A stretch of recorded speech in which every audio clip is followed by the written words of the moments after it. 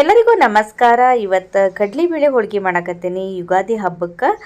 ನೋಡ್ಬೋದು ಕಡಲೆಬೇಳೆನ ಒಂದು ಬಟ್ಲ ನಾನು ತೊಗೊಂಡಿನಿ. ಯಾವ ಬಟ್ಲದಿಂದ ನೀವು ಕಡಲೆಬೇಳೆ ತೊಗೊಂಡಿರ್ತೀರಿ ಅದ ಬಟ್ಲದಿಂದ ನೀರನ್ನ ಹಾಕ್ಕೋಬೇಕು ಬೇಯಕ್ಕೆ. ಮೊದಲು ನಾನು ಒಂದೆರಡು ಸಾರಿ ತೊಳ್ಕೊತೀನಿ ನೀರು ಹಾಕ್ಕೊಂಡು. ಒಬ್ಬೊಬ್ಬರು ಒಂದೊಂದು ವಿಧಾನದಾಗ ಈ ಬೇಳೆ ಹೋಳಿಗೆ ಮಾಡ್ತಾರೆ. ನಾನು ಯಾವ ಥರ ಮಾಡ್ತೀನಿ ಅನ್ನೋದನ್ನು ಪೂರ್ತಿಯಾಗಿ ವಿಡಿಯೋ ನೋಡಿರಿ. ಈಗ ಯಾವ ಬಟ್ಲ ತೊಗೊಂಡಿಲ್ಲ ಅದ ಬಟ್ಲದಿಂದ ನೀರನ್ನ ಹಾಕ್ಕೊಳಕತ್ತೀನಿ. ನೋಡ್ಬೋದು ನೀವು ಸಾರು ಏನಾರ ಒಬ್ಬಟ್ಟು ಸಾರು ಮಾಡಬೇಕು ಅಂತಂದ್ರೆ ಒಂದು ಸ್ವಲ್ಪ ಜಾಸ್ತಿ ನೀರನ್ನ ಹಾಕ್ಕೊಳ್ರಿ. ಈಗ ನಾನು 2 ಬಟ್ಲ ನೀರನ್ನ ಹಾಕ್ಕೊಂಡಿನಿ.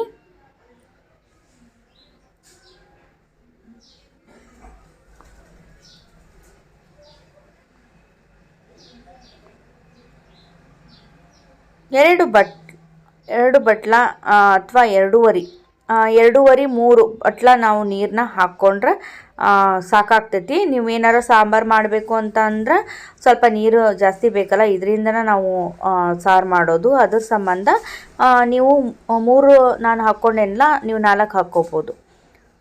ನಾನು ಯಾವ ಬಟ್ಲ ತೊಗೊಂಡಿನಿ ಕಡಲೆಬೇಳೆ ಅದರಿಂದ ನಾನು 3 ಬಟ್ಲ ನೀರನ್ನ ಹಾಕ್ಕೊಂಡೀನಿ. 2.25 ಅಥವಾ 3 ಬಟ್ಲ 4 ಬಟ್ಲ ನೀವು ನೀರನ್ನ ಹಾಕ್ಕೊಂಡ್ರಿ ಅಂತಂದ್ರೆ ಒಂದು ಸ್ವಲ್ಪ ಚೆನ್ನಾಗಿನೂ ಬೇಯ್ತಾವು ಕಡಲೆಬೇಳೆ. ಮತ್ತು ಸಾಂಬಾರು ಮಾಡೋಕ್ಕೂ ಇದು ಕಟ್ಟು ಸಿಗ್ತೈತಿ, ಕಡಲೆಬೇಳೆ ಕಟ್ಟು. ಈಗ ನಾನು ಕಣಕ ಮಾಡೋದು ತೋರ್ಸಕತ್ತೀನಿ. ಒಂದು ದೊಡ್ಡ ಪಾತ್ರೆ ಒಳಗೆ ನಾನು ಮೈದಾ ಹಿಟ್ಟನ್ನ ಜರಡಿ ಮಾಡ್ಕೊಂಡಿದ್ದೀನಿ. ಮೊದಲು ನಾನು ಆ ಜರಡಿ ಮಾಡ್ಕೊಂಡ ಮೈದಾ ಹಿಟ್ಟನ್ನ ಹಾಕ್ಕೊಂಡೀನಿ. ಸ್ವಲ್ಪ ಉಪ್ಪು ಹಾಕ್ಕೊಳ್ಳೋಣ ಅಂತ ಅರಿಶಿನೂ ಹಾಕ್ಕೊಳಕತ್ತೆ ನೋಡಿರಿ. ಅರಿಶಿನ ನಿಮ್ಮ ಆಪ್ಷನಲ್ ಅದು. ನಿಮ್ಗೆ ಬೇಕು ಅಂತಂದ್ರೆ ಅರಿಶಿನ ಹಾಕ್ಕೋಬೋದು, ಇಲ್ಲಾಂದ್ರೆ ಬಿಡ್ಬೋದು. ಈಗ ನೀರನ್ನ ಸ್ವಲ್ಪ ಹಾಕ್ಕೊಂಡು, ಇದು ಗಟ್ಟಿನೂ ಅಲ್ಲ ಪೂರ್ತಿ ತೆಳ್ಳಗೂ ಅಲ್ಲ, ಆ ಥರ ನಾವು ಇದನ್ನು ಹೋಳಿಗೆ ಹಿಟ್ಟನ್ನ ಕಲಿಸ್ಕೋಬೇಕು. ಇದೇ ಮೇನಾಗಿ ನೋಡಿರಿ. ಹೋಳಿಗೆ ಮಾಡುವಾಗ ನಮ್ಗೆ ಹಿಟ್ಟು ಚೆನ್ನಾಗಿ ಇತ್ತಂದ್ರೆ ಅಂದ್ರೆ ಕಣಕ ಚೆನ್ನಾಗಿ ನಾವು ಮಾಡ್ಕೊಂಡ್ವಿ ಅಂದ್ರೆ ಹೋಳಿಗೆ ಚೆನ್ನಾಗಿ ಬರ್ತಾವೆ. ನೋಡ್ಬೋದು. ಈಗ ನಾನು ಇನ್ನೊಂದು ಸ್ವಲ್ಪ ನೀರು ಬೇಕು. ಅದು ಒಮ್ಮೆಗೆ ಹಾಕ್ಕೋಬೇಡ್ರಿ ನೀರನ್ನ. ಸ್ವಲ್ಪ ನೀರನ್ನ ಹಾಕ್ಕೊತ ಕಲಿಸ್ಕೊತ ಹೋಗಬೇಕು. ಹದ ಗೊತ್ತಾಗುತ್ತೆ ನಮಗೆ, ಕೈ ಒಳಗೆ ಗೊತ್ತಾಗುತ್ತೆ. ಹೀಗಾಗಿ ನೋಡಿಕೊಂಡು ಹಾಕ್ಕೊಳ್ರಿ. ಯಾರೆಲ್ಲ ಹೊಸದಾಗಿ ಫಸ್ಟ್ ಟೈಮ್ ನೋಡಕತ್ತೀರಿ, ಇನ್ನೂ ನನ್ನ ಚಾನಲ್ನ ಸಬ್ಸ್ಕ್ರೈಬ್ ಮಾಡಿಲ್ಲ, ಸಬ್ಸ್ಕ್ರೈಬ್ ಮಾಡ್ಕೊಂಡು ನೋಡಿರಿ. ಆಲ್ ಆನ್ ಆಪ್ಷನ್ನ ಕ್ಲಿಕ್ ಮಾಡಿರಿ. ನಾನು ಡೈಲಿ ಆ ವಿಡಿಯೋಸ್ನ ಹಾಕ್ತಾ ಇರ್ತೇನಲ್ಲ, ನೀವು ಮೊದಲ ನೋಡ್ಬೋದು. ಈಗ ನೋಡಿರಿ, ಚಲೋ ಹೊತ್ನಾಗಿ ನಾನು ಮಿಕ್ಸ್ ಮಾಡಿಕೊಂಡು ರೆಡಿ ಮಾಡ್ಕೊಂಡೀನಿ. ಒಂದು ಅರ್ಧ ಗಂಟೆ ಆದರೂ ನೆನಿಬೇಕಿದು. ನಾವು ಎಷ್ಟು ಗಂಟೆ ನೆನೆಸ್ತೀವಿ ಅಷ್ಟು ಚಲೋ ಇದು. 1 ಗಂಟೆ ಆದರೂ ಪರವಾಗಿಲ್ಲ, 2 ಗಂಟೆ ಆದರೂ ತುಂಬ ಚೆನ್ನಾಗಿ ಬರ್ತೈತಿ ಹೋಳಿಗೆ. ನೋಡಿರಿ, ಇಷ್ಟ ಆಯಿತು. ಈಗ ಮೇಲೆ ಎಣ್ಣೆ ಹಾಕ್ಕೊಂಡು ಬಿಡೋಣ. 1-2 ಟೀ ಸ್ಪೂನು ಎಣ್ಣೆನ ಹಾಕ್ಕೊಳ್ಳೋಣ ಅಂತ. 2-3 ಟೀ ಸ್ಪೂನ್ ಬೇಕಾಗುತ್ತೆ. ಒಬ್ಬೊಬ್ಬರು ಎಣ್ಣೆ ಒಳಗನ ನೆನೆ ಹಾಕ್ತಾರೆ. ಹಂಗೆ ಮಾಡೋದಕ್ಕಿಂತ ಇದೇ ಥರ ನಾವು ಸ್ವಲ್ಪ 3 ಟೀ ಸ್ಪೂನು ಸಾಕು ಎಣ್ಣೆ.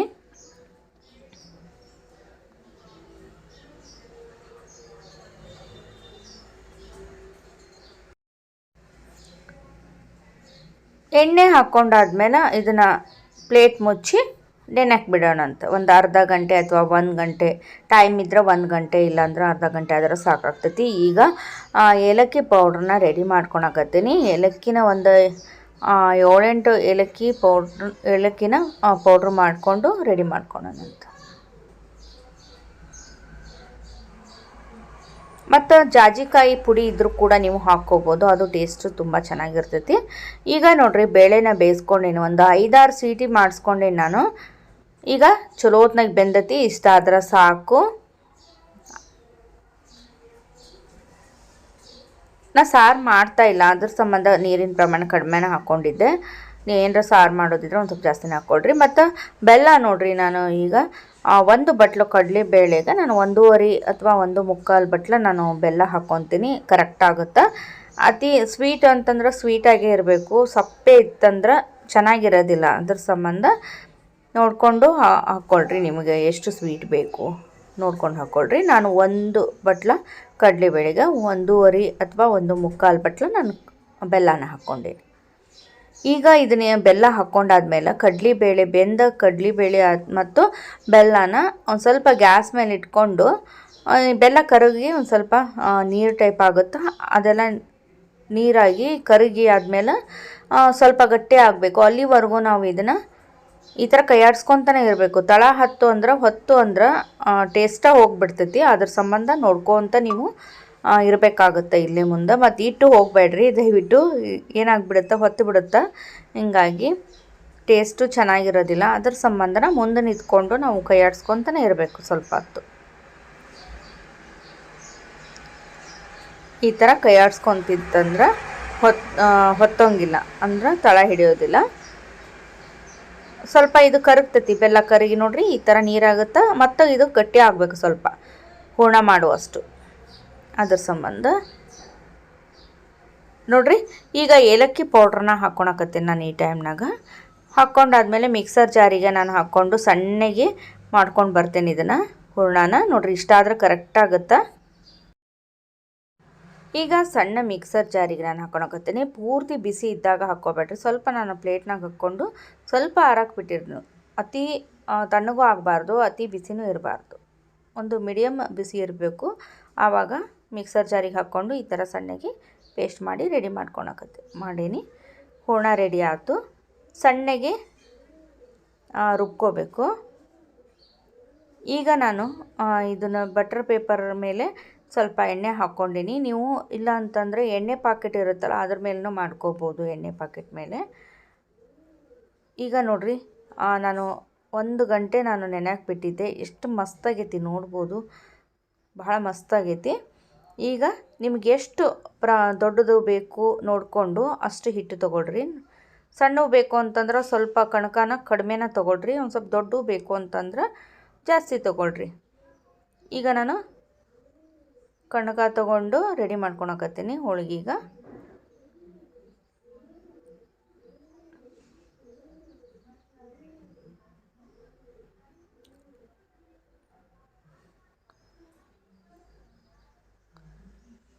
ಈಗ ಹೂರ್ಣ ತೊಗೊಳಕತ್ತೀನಿ. ಮತ್ತು ಇನ್ನೂ ಒಂದು ಬೆಲ್ಲನ ಆರ್ಗಾನಿಕ್ ಬೆಲ್ಲ ತೊಗೊಳ್ರಿ ಆದಷ್ಟು.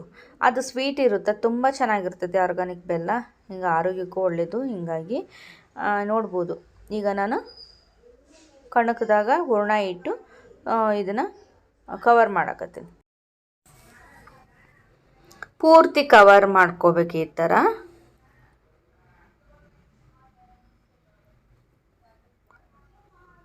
ಎಕ್ಸ್ಟ್ರಾ ಏನಾರ ಹಿಟ್ಟಿತ್ತಂದ್ರೆ ನೀವು ತೆಗಿಬೋದು. ಇಲ್ಲಪ್ಪ ಅಂತಂದರೆ ಈ ಥರ ಮಾಡಿಕೊಂಡು ಕವರ್ ಮಾಡಿಕೊಂಡು ಈಗ ಎಣ್ಣೆನ ಹಚ್ಕೊಂಡು ಈ ಥರ ಕೈಯಿಂದ ಮಾಡ್ಕೋಬೋದು. ಇಲ್ಲ ಅಂತಂದ್ರೆ ಲತ್ತೆ ಮಣೆಯಿಂದ ನೀವು ಲಟ್ಟಿಸ್ಕೋಬೋದು. ಎಲ್ಲ ಕಡೆ ಬರೋ ಹಂಗೆ ನೋಡ್ಬೋದು. ಈ ಥರ ಎಷ್ಟು ತೆಳ್ಳಗೆ ಬೇಕೋ ಅಷ್ಟು ತೆಳ್ಳಗೆ ನಾವು ಮಾಡ್ಕೋಬೋದು. ಯಾವುದೇ ರೀತಿ ಹರಿಯೋದಿಲ್ಲ, ಈಸಿಯಾಗಿ ಮಾಡ್ಕೋಬೋದು. ಇಲ್ಲಾಂದ್ರೆ ನೀವು ಪ್ಲಾಸ್ಟಿಕ್ ಒಳಗೆ ಇಟ್ಕೊಂಡು ತಿದ್ಬೋದು, ಅದು ಈಸಿಯಾಗಿ ಬರುತ್ತೆ. ತುಂಬ ಚೆನ್ನಾಗಿ ಬರ್ತಾವೆ ಹೋಳ್ಗೆ. ಸಜ್ಕದ ಹೋಳ್ಗೆ ಕೂಡ ನಾನು ಮಾಡಿ ತೋರಿಸೇನಿ, ನೋಡಿಲ್ಲ ಅನ್ನೋರು ನೋಡ್ಕೊಂಬರ್ರಿ. ನಮ್ಮ ಉತ್ತರ ಕರ್ನಾಟಕದ ಕಡೆ ಸಜ್ಕದ ಹೋಳ್ಗೆ ಭಾಳ ಫೇಮಸ್ ಅಂತಲೇ ಹೇಳ್ಬೋದು.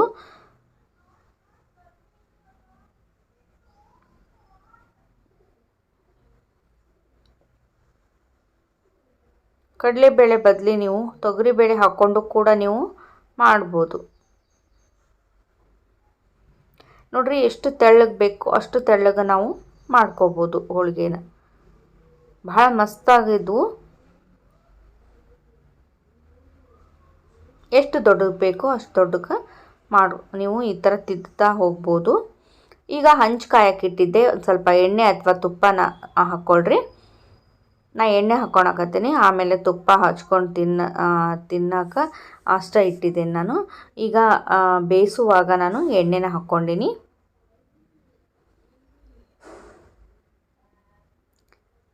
ಈಗ ನೋಡ್ರಿ ರೆಡಿ ಮಾಡಿದ ಹೋಳಿಗೆನ ನಾನು ಹಂಚ ಮೇಲೆ ಹಾಕ್ಕೊತೀನಿ.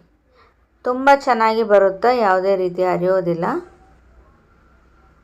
ಸ್ವಲ್ಪ ಹೊತ್ತು ಬಿಟ್ಟು ಆಮೇಲೆ ತೆಗಿಬೇಕು.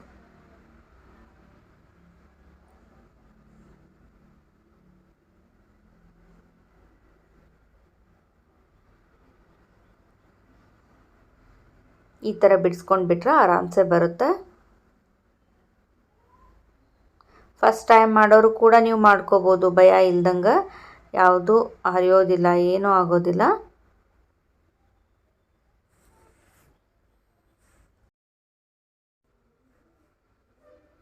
ತೆಗೆದಾದ್ಮೇಲೆ ಮೇಲೆ ಸ್ವಲ್ಪ ಎಣ್ಣೆ ಹಾಕ್ಕೊಳ್ರಿ. ಒಂದು ಸೈಡು ಚಲೋತ್ನಾಗೆ ಬೆಂದಾದ್ಮೇಲೆ ನಾವು ಹೊಳಿಸಿ ಹಾಕ್ಕೋಬೇಕಾಗುತ್ತೆ. ಈಗ ನಾನು ಹೊಳಿಸಕೊಂತೆ ನೋಡ್ರಿ, ಒಂದು ಸೈಡ್ ಚೆನ್ನಾಗಿ ಬೆಂದೈತಿ. ಈಗ ಇದೇ ಥರ ನಾವೆಲ್ಲ ಹೋಳಿಗೆನ ಮಾಡ್ಕೋಬೋದು. ಭಾಳ ಈಸಿಯಾಗಿ ಮಾಡ್ಕೋಬೋದು, ಅಂತ ಏನು ಕಷ್ಟ ಇರೋದಿಲ್ಲ. ಕಣಕ ಹೂರ್ಣ ಕರೆಕ್ಟಾಗಿ ಬಂದುಬಿಟ್ರೆ ಹೋಳಿಗೆ ಬಂದಂಗನ ಕಣಕ ಹೂರ್ಣ ಅಷ್ಟನ್ನು ನೋಡ್ಕೋಬೇಕಾಗತ್ತೆ, ನೋಡಿಕೊಂಡು ಮಾಡಬೇಕಾಗತ್ತೆ. ಹೂರ್ಣ ಏನಾರ ತೆಳ್ಳಗಾಯ್ತು ಅಂದ್ರೆ ಬರೋದಿಲ್ಲ, ಮತ್ತು ಕಣಕನೂ ಕೂಡ ಹಂಗೆ ಅತಿ ಗಟ್ಟಿ ಆದರೂ ಚೆನ್ನಾಗಿ ಬರೋದಿಲ್ಲ, ಅತಿ ತೆಳ್ಳಗಾದರೂ ಚೆನ್ನಾಗಿ ಬರೋದಿಲ್ಲ. ಮೀಡಿಯಮ್ ಅದಕ್ಕೆ ಇತ್ತಂದ್ರೆ ಕಣಕ ಹೂರ್ಣ ಹೋಳಿಗೆ ತುಂಬ ಚೆನ್ನಾಗಿ ಬರ್ತಾವಂತಲೇ ಹೇಳ್ಬೋದು. ರುಚಿಯಾದ ಹೋಳಿಗೆ ರೆಡಿ ಆಯ್ತು ನೋಡ್ರಿ.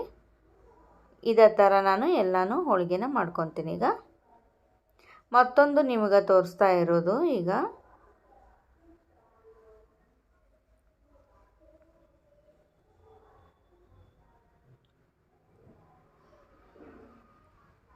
ಮತ್ತು ಕೆಂಪು ಚಟ್ನಿ ರೆಸಿಪಿ ಆಗಲಿ, ಪಲ್ಯ ರೆಸಿಪಿ ಆಗಲಿ, ಸಾರು, ಈ ಥರ ಎಲ್ಲ ಉತ್ತರ ಕರ್ನಾಟಕದ ಅಡುಗೆಗಳನ್ನು ಕೂಡ ನಾನು ಮಾಡಿ ತೋರಿಸೀನಿ ನನ್ನ ಚಾನಲ್ನಾಗ. ಯಾರು ಫಸ್ಟ್ ಟೈಮ್ ನೋಡಕತ್ತೀರಿ ಹೊಸದಾಗಿ ಬಂದವರು, ಅವರು ಕೂಡ ನೀವು ಹೋಗಿ ಚೆಕ್ ಮಾಡಿರಿ. ಉತ್ತರ ಕರ್ನಾಟಕದ ಕಡೆ ಜುಣಕ ರೆಸಿಪಿ, ಜುಣಕದ ವಡ ಅಂತ ಮಾಡ್ತೀವಿ. ಹುಣಸೆ ಹಣ್ಣಿನ ಸಾಂಬಾರು, ಬೇಳೆ ಸಾಂಬಾರು ತಿಂದು ಬೇಜಾರಾದಾಗ ಈ ಥರ ಹುಣಸೆ ಹಣ್ಣಿನ ಸಾರು, ಈ ಥರ ನಾವು ಬೇರೆ ಬೇರೆ ಮಾಡಿ ತೋರಿಸೇನಿ. ನೋಡಿಲ್ಲ ಅನ್ನೋರು ನೋಡ್ಕೊಂಬರ್ರಿ. ಮತ್ತು ಸಬ್ಸ್ಕ್ರೈಬ್ ಮಾಡಲಿಲ್ಲ ಅಂದರೆ ಸಬ್ಸ್ಕ್ರೈಬ್ ಮಾಡ್ಕೊಂಡು ನೋಡಿರಿ, ಅಂದರೆ ಬೇರೆ ಬೇರೆ ರೆಸಿಪೀಸ್ನ ನಿಮ್ಮ ಮುಂದೆ ತರ್ತೇನೆ ನಾನು, ಹಿಂಗಾಗಿ ನೀವು ನೋಡ್ಬೋದು. ಮತ್ತು ಚಟ್ನಿಗಳು ಏನಾದರೂ ಬೇಕು ಅಂದರೂ ಕೂಡ ನೀವು ಆರ್ಡ್ರ್ ಕೊಡ್ಬೋದು, ನಾವು ಮಾಡಿಕೊಡ್ತೀವಿ. ಹಿಂದಕ್ಕೆ ನಾವು ಕಮೆಂಟ್ ಒಳಗೆ ನೋಡಿದ್ವಿ, ಆರ್ಡ್ರ್ ತೊಗೊತೀರಾ ಮೇಡಮ್, ಮಾಡಿಕೊಡ್ತೀರಾ ಅಂಥೇಳಿ. ಕೆಲವೊಬ್ಬರು ಜಾಬಿಗೆ ಹೋಗ್ತಿರ್ತಾರೆ, ಅಂಥವ್ರಿಗೆ ಆಗೋದಿಲ್ಲ. ಅಂಥವ್ರು ಕೂಡ ಕೇಳಿದ್ರು, ಅದರ ಸಂಬಂಧ ನಾನು ಹೇಳ್ತಾ ಇರೋದು. ಏನಾರ ನಿಮಗೆ ಬೇಕು ಅಂತಂದ್ರೆ ಶೇಂಗಾ ಚಟ್ನಿ ಮತ್ತು ಅಗಸೆ ಚಟ್ನಿ ಈ ಥರ ನೀವು ಬೇಕು ಅಂತಂದ್ರೆ ಆರ್ಡ್ರ್ ಕೊಡ್ಬೋದು ನೀವು. ನಾವು ಮಾಡಿ ಪೋಸ್ಟ್ ಮುಖಾಂತರ ಕಳಿಸ್ತೀವಿ. ನಿಮಗೆ ಅಡ್ರೆಸ್ ಕೊಟ್ರಿ ಅಂತಂದ್ರೆ ಪೋಸ್ಟ್ ಮುಖಾಂತರ ಕಳಿಸ್ತೀವಿ. ನೋಡಿರಿ ಎಷ್ಟು ಮಸ್ತ್ ಈ ಕಲರ್ ಬರಬೇಕು ಹೋಳಿಗೆ ಅಂತಂದ್ರೆ ಭಾಳ ಮಸ್ತ್ ಟೇಸ್ಟ್ ಇರ್ತಾವೆ. ಇದೇ ಥರ ಕಲರ್ ಬರಬೇಕು ಹೋಳಿಗೆ. ನೋಡಿರಿ ಮೇಲೆ ಇನ್ನೊಂದು ಸ್ವಲ್ಪ ಎಣ್ಣೆನ ಹಾಕ್ಕೊಂಡೆ ನಾನು.